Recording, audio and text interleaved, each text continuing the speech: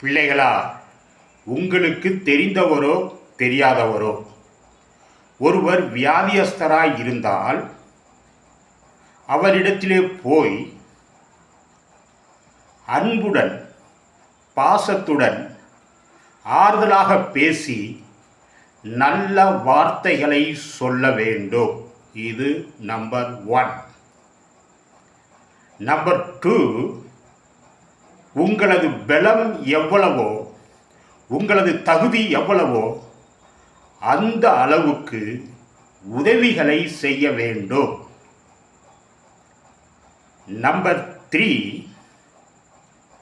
அவர் குணமடைய வேண்டும் என்று அன்புள்ளத்தோடு ஏக்கத்தோடு பாசத்தோடு கர்த்தரிடத்தில் ஜெபம் பண்ண வேண்டும்.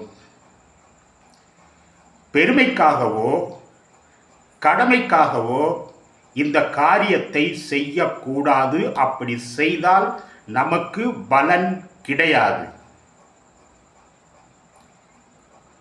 அன்போடும் ஏக்கத்தோடும் பாசத்தோடும் செய்தால்தான் நமக்கு பலன் மிகுதி.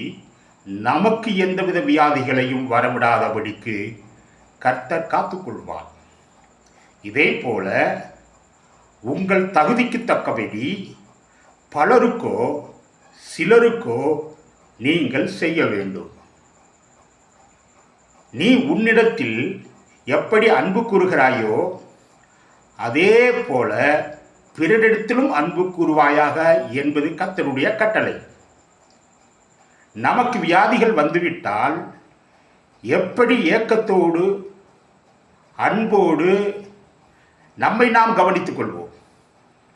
அதில் கொஞ்சம் கூட குறையாமல் மற்றவர்களுக்கு வியாதி வந்தால் அப்படியாக அன்போடும் ஏக்கத்தோடும் பாசத்தோடும் நாம் கவனிக்க வேண்டும்.